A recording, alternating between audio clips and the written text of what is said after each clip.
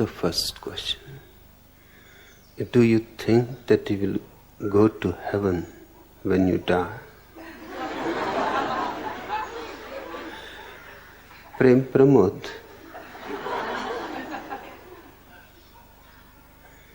There is no heaven anywhere. It is here. It is always here. It is never there. It is always now. It is never then. The very idea of heaven, somewhere else, there, then, is a strategy of the mind to deceive you, to keep you ignorant of the heaven that surrounds you every moment. Existence knows no past, no future. The only time existence knows is now. And the meditator has to enter this nowness of things. This is heaven. This very moment, we are in it. You are not aware, I am aware of it. That's the only difference. You are asleep, I am awake. But we exist in the same space.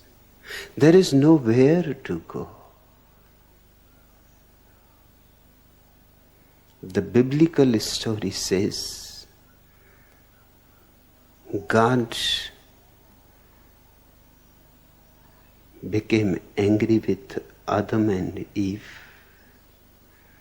and threw them out of the Garden of Eden. That is impossible. Yes, even for God it is impossible. They say God is omnipotent, but there are limits to omnipotence too. For example, he cannot make 2 plus 2 5.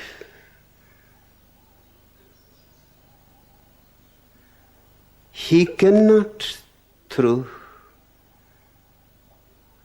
anybody out of the paradise, because only the paradise exists. It is synonymous with existence itself. So what must have happened is Adam and Eve eating the fruit of knowledge became minds. When you eat the fruit of knowledge, you become a mind. You lose your innocence. You become knowledgeable. And knowledge drives you out of the now to then, to there. Mind is always somewhere else.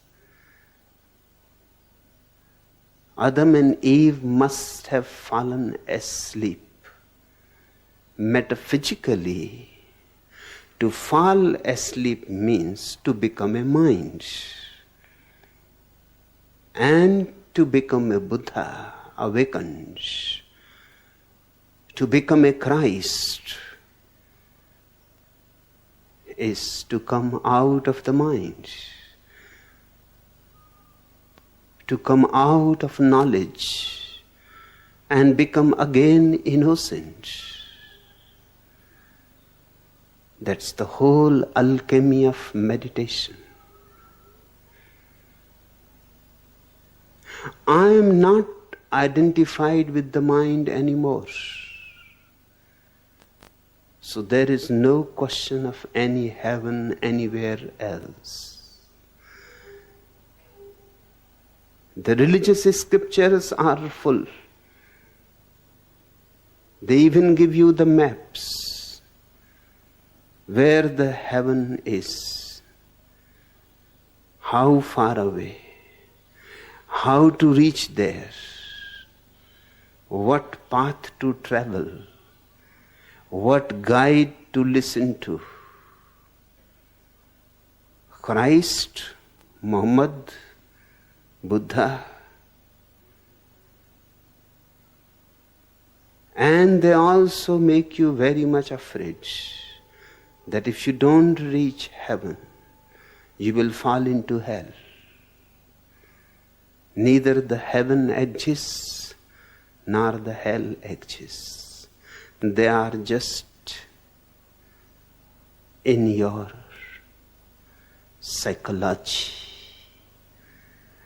When you are psychically attuned with existence, when you are silent, you are in heaven.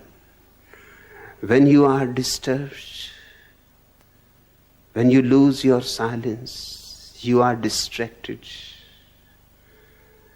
And there are ripples and ripples in the lake of your consciousness. And all the mirror-like quality of the consciousness is lost. You are in hell. Hell simply means disharmony within you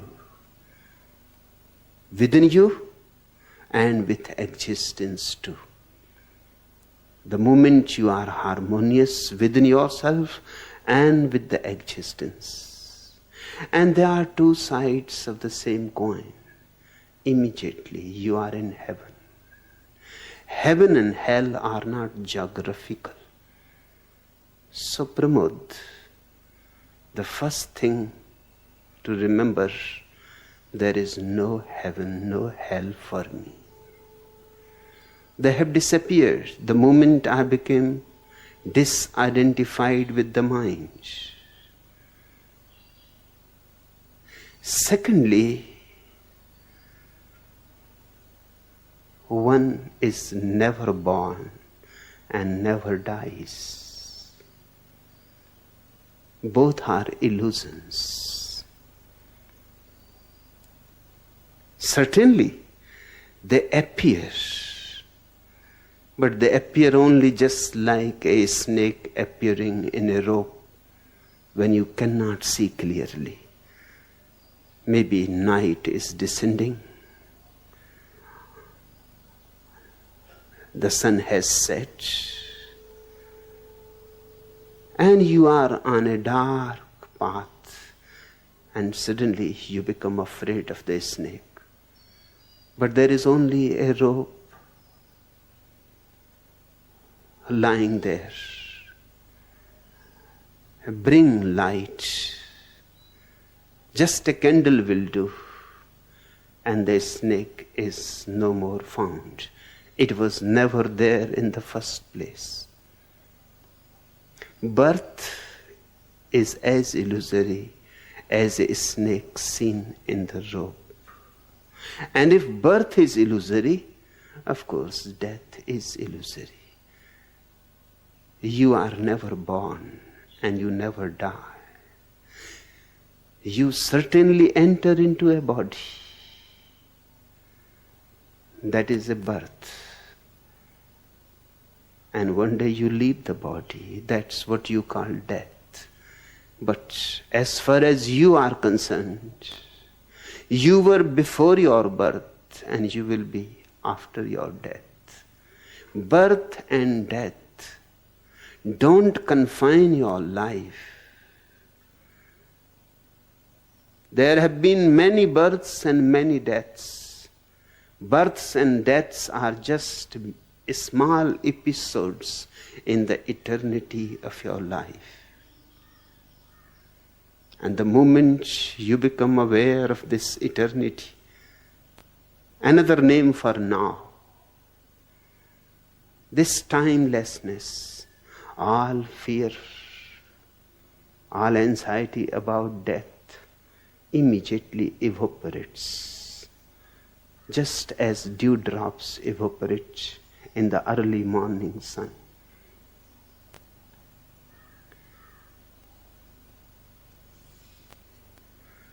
So the second thing, Pramod, I am not going to die. Certainly one day I will leave the body. In fact, I have left it 25 years before. There is no more any connection with the body. I am just a guest. I don't own it.